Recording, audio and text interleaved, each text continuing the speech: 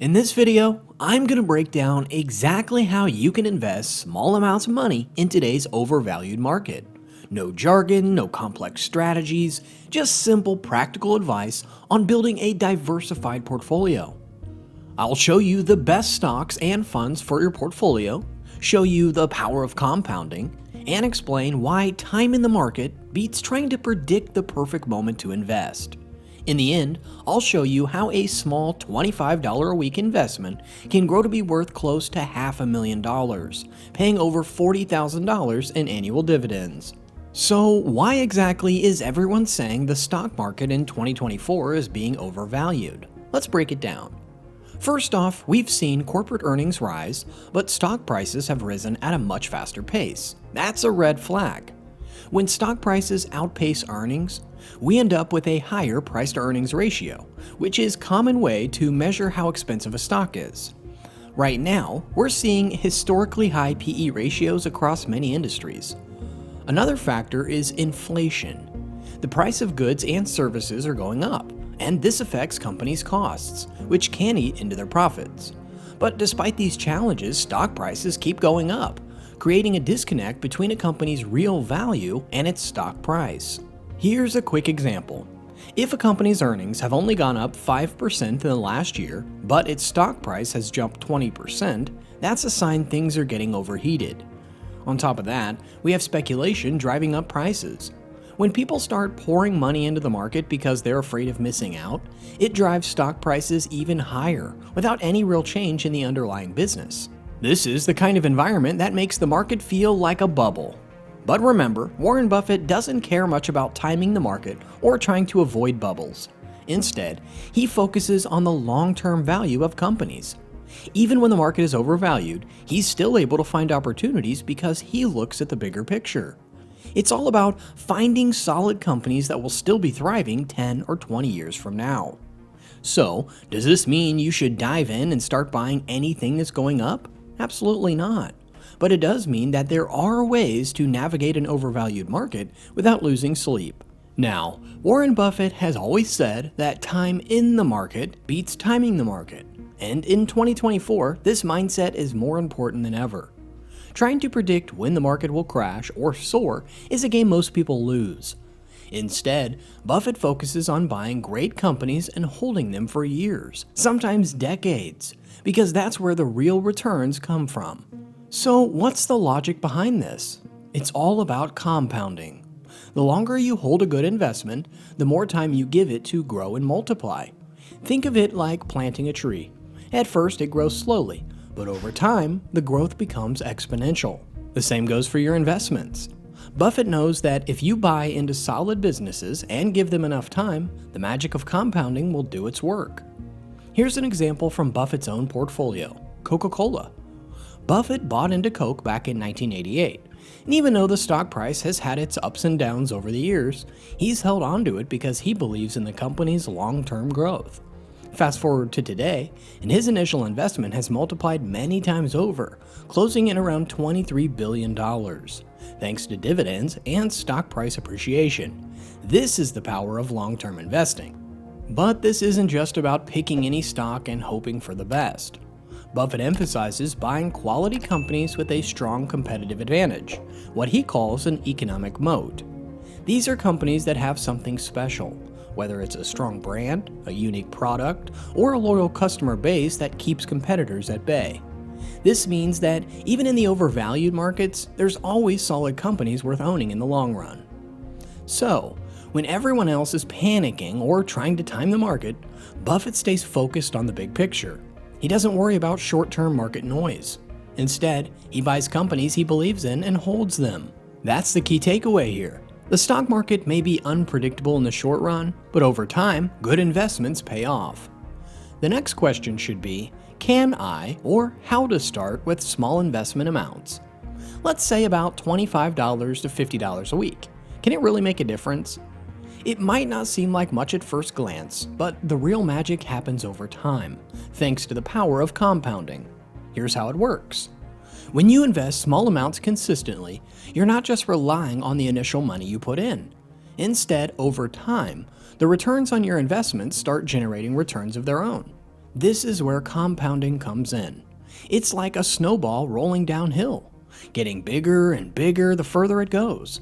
And with each passing year, your small contributions add up to a much larger sum than you might expect. Let's break it down with an example. Say you invest $25 every week. That's about $1,300 a year. After 10 years, at an average return rate of 7%, your small weekly investments could grow to around $18,000. But that's just the beginning. After 20 years, those same $25 a week contributions could be worth $52,000. And after 30 years, you're looking at nearly $120K. That's all from small, consistent contributions. If you can invest a bit more, say $50 a week, after 30 years, you could be sitting on a portfolio worth nearly $240,000. Back to the topic. One of the best ways to invest small amounts is through fractional shares. This means you don't need to wait until you have enough to buy a full share of a stock like Apple or Tesla. Instead, you could just buy a fraction of a share, making it possible to invest in top companies and funds even with a small budget. Whether you're investing $25 or $50 a week, you can still own pieces of the best companies out there. Now, it's important to understand that investing isn't about trying to time the market or picking the perfect moment to jump in. It's about being consistent. That means regularly putting money into your portfolio no matter what's happening in the market. This approach is known as dollar cost averaging. It helps smooth out the highs and lows of the market because you're buying in regularly, regardless of price. Sometimes you'll be buying when prices are high and other times when they're low. But over time, the cost will average out. More importantly, it takes the stress out of trying to guess when the market will go up or down. You just keep building your portfolio. Which brings us to our next step, creating a diversified portfolio on a budget. Here's the deal. Diversification is all about not putting all your money in one place. You don't want to bet everything on one company or one sector, because if that company tanks, your entire investment could take a hit. By spreading your money across different types of companies, big, small, tech, healthcare, and more, you reduce the risk of a single bad investment hurting your entire portfolio. Basically, it's kind of like not keeping all of your eggs in one basket. Now, in an overpriced market, you definitely want that safety net. Individual stocks can be super volatile, and it's tough to predict which will thrive and which won't. Diversifying helps even out the bumps in the road. So how do you do that with just $25 or $50 a week? The answer is index funds and ETFs. These are like baskets of stocks that give you exposure to multiple companies in one go. Let's break down 3 great options that work for small investors looking to build a well-rounded portfolio. First up, I've got FXAIX, which tracks the S&P 500. Now, the S&P 500 includes 500 of the biggest companies in the US. Here's why it's a good option. The S&P 500 covers multiple industries: tech, healthcare, consumer goods. So even if one sector takes a dive, others might pick up the slack.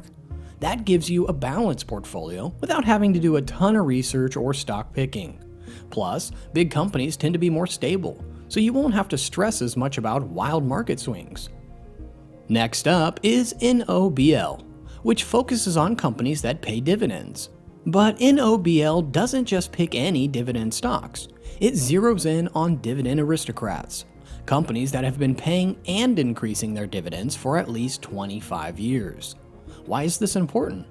Well, in a shaky, overvalued market, dividend-paying stocks can give you a nice cushion. Even if the price stock isn't shooting up, those dividend payments keep rolling in. And if you're reinvesting those dividends back into the fund, you're giving your portfolio a chance to grow even faster. Finally, I would add VIOV to my portfolio, which invests in small cap value stocks. These are smaller companies that are often undervalued. Basically, they could be hidden gems that the market is overlooking. Sure, small cap stocks can be a bit riskier because these companies are still growing, but the higher risk comes higher growth potential. VIOV balances out your portfolio by giving you exposure to companies with room to grow. So while FXAIX covers your large, stable companies, VIOV gives you a shot at some of the faster growing, more dynamic companies.